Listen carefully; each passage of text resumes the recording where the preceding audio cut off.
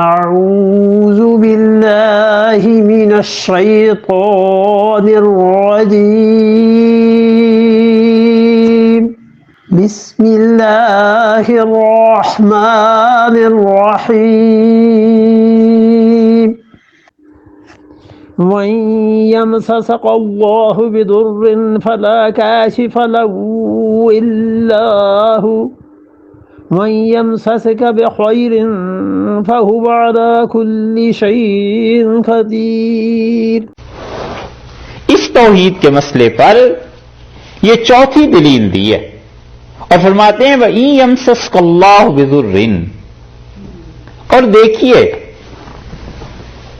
اگر پہنچائے اللہ تعالی کوئی سختی کی چیز، حضور اکرم صلی اللہ علیہ وسلم سے فرما رہے ہیں کہ اگر اللہ تعالیٰ آپ کو کوئی سختی کی چیز پہنچا دے، کوئی دنیاوی طور پر زخم آ جائے، بیماری آ جائے، اولاد میں سے کسی کا انتقال ہو جائے، فلا کاشف لہ، تو اس سختی کو کوئی ہٹانے والا نہیں ہے الا ہو، سوائے اس کے، اللہ کی ذات کے علاوہ اس سختی کو کوئی دور نہیں کر سکتا۔ اور وَإِن يَمْسَسْكَ بِخَيْرٍ، اور اگر اللہ آپ کو خیر دینا چاہے تو پھر آگے اس کی جزا نہیں بتائی، یہ بتا دیا ہے کہ اگر اللہ تعالیٰ کوئی سخت حالات بھیجنا چاہے تو انہیں ہٹانے والا اللہ کے علاوہ کوئی نہیں، اور اگر اللہ خیر دینا چاہے تو پھر فَهُوَ عَلَى كُلِّ شَيْءٍ قَدِيرٌ، وہ ہر چیز پر قدرت رکھتا ہے۔ تو یہ ہر چیز پر قدرت رکھتا ہے تو یہ تو دونوں کے متعلق ہو گیا نا، کہ تکلیف کو دور کرنے پہ بھی اور خیر کو پہنچانے میں بھی دونوں پہ قدرت رکھتا ہے۔ لیکن ہوگا کیا يَمْسَسْكَ بِخَيْرٍ، اگر خیر آپ کو پہنچے تو اس کے بعد اس کی جزا یہاں پر نہیں بیان کی۔ اس بات کو دیکھنا ہے نا تو دیکھیے سورہ یونس کو، 11ویں پارے میں سورہ یونس ہے، وہاں اللہ نے یہ بات بیان کی ہے۔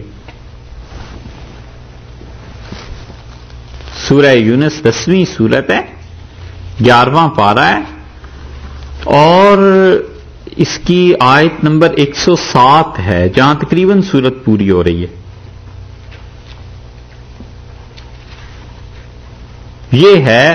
یہ چیزیں ہیں یاد رکھنے اور کرنے کی کہ قرآن ایک آیت کو کہیں آدھا بیان کر دیتا ہے پھر چھوڑ دیتا ہے، پھر دوسری جگہ جا کر پتہ چلتا ہے کہ اچھا یہ بات وہاں بھی آئی تھی۔ اب ان دونوں آیات کو ذرا آپ نظر میں رکھیے گا۔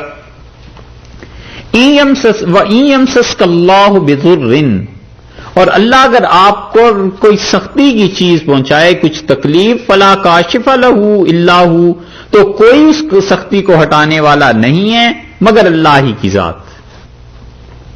یہی چیز یہاں پڑی تھی، وَإِن يَمْسَسْكَ اللَّهُ بِضُرٍّ فَلَا كَاشِفَ لَهُ إِلَّا هُوَ، ٹھیک یہی الفاظ ہیں نا دونوں جگہ پہ۔ سورہ انعام میں آپ دیکھیں گے 17 نمبر آیت میں، وہاں بھی یہی شروع ہو رہا ہے۔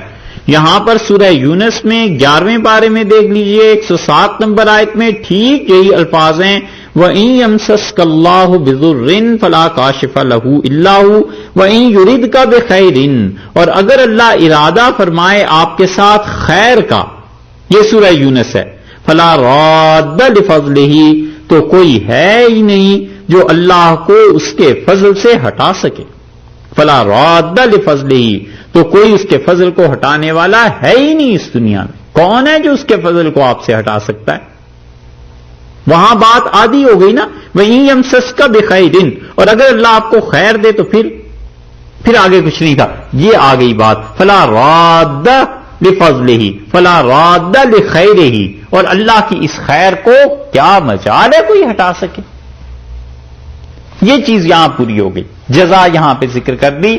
تو اللہ تعالی نے فرمایا ہے پوری کی پوری نفع اور نقصان کی قدرت، فَهُوَ عَلَى كُلِّ شَيْءٍ قَدِيرٌ، اللہ ہر چیز پر قدرت رکھتا ہے۔ یہ علت بیان کر دی کہ پیچھے جو تذکرہ ہوا ہے سختی کے حالات کا، اور پیچھے جو تذکرہ ہوا ہے خیر کے حالات کا، یہ خوشیاں اور یہ غم اللہ کے علاوہ کوئی نہیں ہے جو دے سکے۔ وہ چاہے تو سخت کیفیت آپ پہ طاری کر دے، اس کو ہٹانے والا بھی اللہ کے علاوہ کوئی نہیں، اور وہ چاہے تو آپ پر مہربانیاں اور احسانات کرے اور اللہ کے احسانات کو کون روک سکتا ہے؟ اس کے علاوہ کوئی کرنے والا بھی.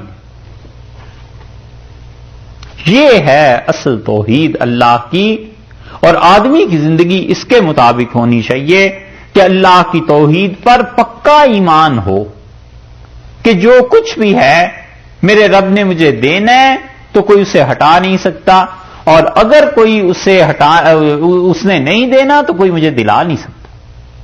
حضرت معاذ رضی اللہ عنہ کہتے تھے رسول اللہ صلی اللہ علیہ وسلم کے پیچھے میں اونٹ پہ سوار تھا تو آپ نے فرمایا کہ معاذ، میں نے عرض کیا لبیک و سعدیک، اللہ کے رسول میں حاضر ہوں، آپ ارشاد فرمائیں.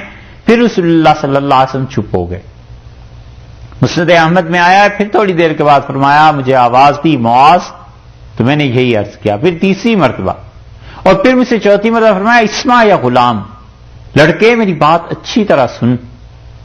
یہ جو 3 مرتبہ بلایا نا، پکارا، اسی وجہ سے تھا تاکہ یہ پوری توجہ اس کی میری طرف لگ جائے اور اسے انتظار، اشتیاق پیدا ہو کہ پتہ نہیں کیا کہنا. تو آپ نے فرمایا معاذ اچھی طرح یاد رکھنا، ان الامت لو اجتمعوا علی ان ينفعوک بشیء، یہ پوری دنیا کے لوگ مل جائیں نا اور چاہیں کہ تیرا ایک ذرے کے برابر نفع کر دیں، لن ينفعوک، یہ ذرہ برابر نفع تجھے نہیں پہنچا سکتے، الا ما كتب اللہ لک، بس نفع وہی ملے گا جو اللہ چاہے گا. اور پھر فرمایا معاذ ان الامت لو اجتمعوا، یہ سارے لوگ مل جائیں، الا ان یضروک بشیء، اور یہ چاہیں کہ تجھے ذرہ برابر نقصان پہنچائیں، کوئی نقصان نہیں پہنچا سکتے مگر وہی جو اللہ نے تیرے لیے طے کر دیا ہے. رفعت الاقلام وجفت الصحف، اور معاذ قلم نے جو کچھ لکھنا تھا لکھ کے قلم خشک ہو گیا ہے، اور صفحے جن پہ لکھا گیا تھا انہیں پیک کر دیا گیا ہے، بند کر دیا گیا ہے، بس جو ہونا ہے اب ہوگا. اللہ پہ ایسی توحید کی ضرورت ہے کہ اپنا کل نفع اور نقصان اللہ کے ساتھ جوڑ لے، اور جو بھی اللہ کی طرف سے ایسے حالات پیش آتے ہیں جن میں انسان کا اپنا کوئی اختیار نہیں ہے، حالات میں اپنا اختیار بھی تو کبھی ہوتا ہے، اتنا کہ گناہ کیے، سختیاں پیش آ گئی، اس کا تو حل ہے کہ توبہ کرے، معافی مانگے. وگرنہ جتنے حالات اللہ کی طرف سے آتے ہیں اور انسان کا اپنا کوئی اختیار نہیں ہے، بس سب خیر ہی خیر ہے، اللہ کی طرف سے خیر ہی ملا کرتی ہے، وہاں سے شر نہیں آیا کرتا. ان چیزوں کو صبر کرے اور تسلیم کر لے بس. اور اللہ کی یہ توحید جب پکی ہو جاتی ہے لوگوں سے شکایات مٹ جاتی. جو کچھ بھی لوگ کرتے ہیں، کوئی الزام لگاتا ہے، کوئی گالیاں دیتا ہے، کوئی برا کہتا ہے، کوئی گھسیٹے ہوئے پھرتا ہے، کوئی کسی کو کچھ اعتراضات سوچتے ہیں، یہ سب کی سب چیزیں مخلوق کی ہیں، اس کا شکوہ چھوڑ دے. نہیں کرتا، وہ سمجھتا ہے کہ میرے ساتھ یہ جو کچھ ہو رہا ہے فلا کاشف لہ الا ہو، اللہ کے علاوہ اس حالت کو کوئی نہیں ٹال سکتا. اور جو اچھی چیزیں مل رہی ہیں فلا راد لفضلہ، اس کے فضل کو کوئی ہٹانے والا بھی نہیں. اور صبر کرے اور انتظار کرے اچھے حالات کا. رسول اللہ صلی اللہ علیہ وسلم نے فرمایا اللہ سے اس امید پہ زندگی گزارنا کہ اچھے حالات آ جائیں گے، یہ آپ نے فرمایا افضل ترین عبادت ہے، سب سے اچھی عبادت. ایک جگہ فرمایا ہے ترمذی کی روایت میں کہ آپ نے فرمایا تم میں سے کوئی آدمی اللہ سے اچھے حالات کی امید رکھے کہ اچھے حالات آ جائیں گے، اچھے دن آ جائیں گے، یہ صبر کے ساتھ وقت گزارے. فرمایا یہ انتظار عبادت ہے. اور بالکل مایوس ہو جائے لوگوں سے، ان کے ہاتھ میں جو کچھ ہے خیر اور شر سب سے نگاہ ہٹا کے اپنے آپ کو اللہ کے حوالے کر. تفویض چاہیے، ہر وقت تجویز نہ کرتا رہے. تجویز ہوتا ہے یہ ہو جائے، یہ ہو جائے، یہ ہو جائے، یہ ہو جائے. کبھی یہ بھی تو کہے کہ اللہ جو آپ چاہیں وہ ہو جائے، میں کیا اور میری تجویز کیا، جو آپ چاہیں بس وہ ہو جائے. یہ ہے وہ چیز. اللہ نے کہا ہے کہ اگر ہم آپ کے لیے کوئی فیصلہ کر دیں، یمسسک اللہ بضر، اللہ کوئی فیصلہ کر دے سختی آپ کے لیے، فلا کاشف لہ الا ہو، تو کوئی نہیں ہے جو اس سختی کو ہٹا سکے بجز اللہ کے. وَإِن یمسسک بخیر، اور اللہ اگر بھلائی کا فیصلہ کر لے تو اللہ کے اس فضل کو کوئی ٹالنے والا ہے؟ حضور اقدس صلی اللہ علیہ وسلم جب کھڑے ہوتے تھے رکوع سے تو یہ پڑھتے تھے کہ سمع اللہ لمن حمدہ، جس نے اللہ کی تعریف کی اللہ نے اس کی حمد و ثنا کو سن لیا. جو بندہ بھی خدا کی تعریف کرتا ہے اللہ اس کی تعریف کو سن لیتا ہے. اور پھر رسول اللہ صلی اللہ علیہ وسلم فرماتے تھے اس کے بعد اللہ کی بارگاہ میں یوں عرض کرتے تھے کہ ربنا لک الحمد، اے ہمارے پروردگار تیرے لیے تعریف ہے. کبھی کبھی فرماتے تھے ربنا ولک الحمد، اللہ اور تعریف آپ ہی کے لیے. کبھی فرماتے تھے اللہم ربنا لک الحمد، اے اللہ اے ہمارے پروردگار آپ کے لیے تعریف ہے. اور کبھی فرماتے تھے اللہم ربنا ولک الحمد، اے اللہ اے ہمارے پروردگار اور آپ کے لیے ساری تعریف. یہ جو چوتھا جملہ ہے نا، حنفی فقہا نے اسی لیے اس کو ترجیح دی ہے کہ وہ کہتے ہیں کہ جب قوم میں کھڑا ہو تو سمع اللہ کے بعد وہ یہ جملہ پڑھے اللہم ربنا ولک الحمد. نماز تو اصل میں بچوں کے لیے لکھی گئی تھی. وہ کہتے تھے لمبے چوڑے جملے نہ لکھو، بچوں کے لیے بس اتنا کافی ہے کہ ربنا لک الحمد، بس بچہ اتنا ہی یاد کر لے. تو انہیں کیا پتا تھا کہ ایسا بھی وقت آ جائے گا حنفیوں پہ کہ بڑے بچے بھی یہی پڑھا کریں گے. اسی لیے انہوں نے نماز کے آخر پہ درود شریف کے بعد جو دعا آتی ہے نا، انہوں نے کہا بچے کو ایک آیت ہی یاد کرا دو، ربی جعلنی مقیم الصلاۃ، یہ آیت ہے نا قرآن کی، تو انہوں نے کہا یہی یاد کر لے، اسے ہی فاتحہ کے بعد پڑھ لے گا تو نماز ادھر بھی ہو جائے گی، ایک آیت کو یاد کرے گا. انہیں کیا معلوم تھا کہ ایسے بڑے بچے بھی حنفیوں کے ہاں آ جائیں گے کہ نماز کے آخر پر بس یہی ایک پڑھنی ہے. حالانکہ حضور اقدس صلی اللہ علیہ وسلم نے درود شریف کے بعد یہ جو نماز کے آخر پر دعا آتی ہے نا، بہت دعائیں اپنے پاس سے سکھائیں. حضرت بکر رضی اللہ عنہ نے پوچھا تو انہیں فرمایا یہ پڑھا کرو رب انی ظلمت نفسی ظلما کثیرا، یہ ساری دعا سکھا دی. حضرت معاذ رضی اللہ عنہ کو سکھایا تو انہیں کہا یہ پڑھا کرو اللہم اعنی علی ذکرک و شکرک و حسن عبادتک. یہ دعائیں جو حدیث میں آئی ہیں یہ دعائیں یاد کرنی چاہیے. یہ تھوڑا ہی ہے کہ بچپن میں ایک مرتبہ نماز سیکھ لی تو بس اب اس کے بعد ان کپڑوں کو نہیں اتارنا جو 10 سال میں ماں نے پہنا دیے تھے، چاہے جسم جتنا بھی بڑا ہو جائے. یعنی عقل، معاش، حالات کیسے تبدیل ہو جائیں، مگر دین بس اتنا ہی رہنا چاہیے، اس سے زیادہ نہیں سیکھنا. حنفی فقہا کہتے ہیں سب سے افضل جملہ یہ ہے کہ یہ کہے کہ اللہم ربنا ولک الحمد. آپ نے ان جملوں کی ترتیب دیکھی؟ ہمارے ہاں لوگ پڑھتے ہیں ربنا لک الحمد، حرمین شریفین میں چلے جائیں تو وہاں پڑھتے ہیں نا ربنا ولک الحمد واو کے اضافے کے ساتھ. حنفیہ نے اس سے بھی زیادہ لکھا، وہ کہتے ہیں یہ پڑھے اللہم ربنا ولک الحمد. اور رسول اللہ صلی اللہ علیہ وسلم جو دعا اس کے ساتھ مانگتے تھے یہ آئی ہے ابو داؤد کی روایت میں، اور جگہ بھی حمدن کثیرن طیبن مبارکن فیہ.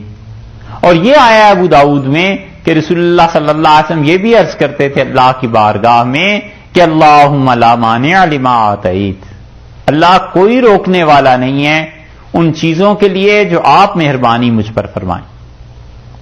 مکمل اپنے آپ کو اللہ کے حوالے کر دے، پھر جا کر خدا کی توحید کہیں کھلتی ہے. جب تک مخلوق کے چکر میں پڑا رہتا ہے نا بندہ خوار ہوتا ہے، اللہ پہ چھوڑے. حضرت موسیٰ علیہ السلام کو دیکھا ہے سارے جہان سے بالکل قطع تعلق ہو گیا. ایک آدمی بھاگتا ہوا آیا اور اس نے آگے کہا کہ ان الملا یاتمرون بک. وہ سردار کونسل ساری بیٹھ گئی ہے شورا اور وہ مشورہ کر رہے ہیں کہ کل جو تم نے ایک آدمی کو مار دیا تھا آج تمہیں قتل کر دیں. فخرج انی لک من الناصحین، نکل جاؤ اس شہر سے موسیٰ، میں تمہارا دوست ہوں، اچھا مشورہ تمہیں دے رہا ہوں، نکلو جلدی کرو۔ اللہ نے فرمایا فخرج منہا خائفا، اور موسیٰ وہاں سے نکلے علیہ الصلوۃ والسلام خوف کی حالت میں، اور مڑ کے نہیں دیکھا پیچھے کیا ہو رہا ہے۔ اور جب پہنچے تو وہاں کنویں پر لڑکیاں پانی پلا رہی تھیں، اور ایک طرف بیٹھی ہوئی تھیں اور باقی لوگ پانی پلا رہے تھے۔ انہوں نے کہا کہ تم لڑکیوں کیوں ایسے بیٹھی ہوئی ہو؟ انہوں نے کہا اس لیے کہ حتی یصدر الرعاء، یہاں تک کہ یہ بھیڑ چھٹ جائے پھر اس کے بعد ہم پانی پلائیں گے۔ انہوں نے لوگوں کو ہٹایا، ان کے جانوروں کو پانی پلا دیا، یہ چلی گئیں، اور اللہ نے فرمایا تولا، سب سے ہٹ کے درخت کے نیچے آ کے بیٹھ کے اور کہتے ہیں رب انی لما انزلت الی من خیر فقیر، اے میرے پروردگار جو بھی اب آپ میرے ساتھ کریں، جو بھی مہربانی کریں، میں فقیر ہوں، محتاج ہوں آپ کے سامنے۔ یہ ہے اپنے آپ کو اللہ کے حوالے کر دینا، اور اس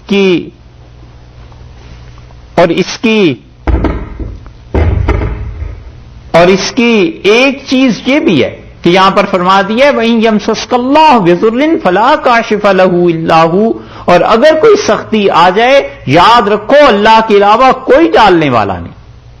اور یہ وہ ابو داؤد کی روایت ہے کہ رسول اللہ صلی اللہ علیہ وسلم عرض کرتے تھے اللہم لا مانع لما آتیت، اللہ جو چیز آپ عنایت فرمانا چاہیں، جو مہربانی آپ کرنا چاہیں، کوئی اس کو روک نہیں سکتا، ولا معطی لما منعت، اور اللہ جو آپ نہ دینا چاہیں کوئی نہیں دے سکتا۔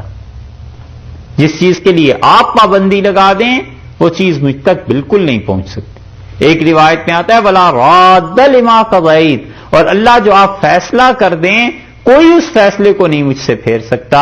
ولا ينفع ذا الجد منک الجد، اور اللہ کسی بڑے کی بڑائی تیرے سامنے کچھ کام نہیں آتی۔ کوئی بڑا ہے چھوٹا ہے اپنے گھر پہ ہوگا خدا بندہ، کسی بڑے کی بڑائی تیرے سامنے نہیں چلتی، تو ہے جو فیصلہ فرما دے، بس تو ہی تو۔ اتنی پکی توحید جب آدمی کی ہوتی ہے اور اپنے آپ کو اللہ کے در پہ پہنچ کے سپرد اور حوالے اس کے کر دیتا ہے، تب اللہ کی راہ کھلتی ہے۔ اللہ نے فرمایا ان یمسسک اللہ بضر فلا کاشف لہ الا ہو، اور آپ صاف کہیے کہ اگر اللہ ان یمسسک اللہ، اور آپ دیکھیے اگر اللہ تعالی آپ پر کوئی سختی لانا چاہے فلا کاشف لہ الا ہو، کوئی نہیں ہے اس سختی کو ہٹانے والا مگر اللہ کی ذات۔ وَإِن يَمْسَسْكَ بِخَيْرٍ، اور اللہ اگر کوئی خیر دینا چاہے تو پھر وہ ہے جو سورہ یونس میں ہے فَلَا رَادَّ لِفَضْلِهِ، اللہ کے فضل کو، اس کی خیر کو کوئی ہٹا بھی نہیں سکتا۔ فَهُوَ عَلَى كُلِّ شَيْءٍ قَدِيرٌ، ہر چیز پر وہ قدرت رکھتا ہے۔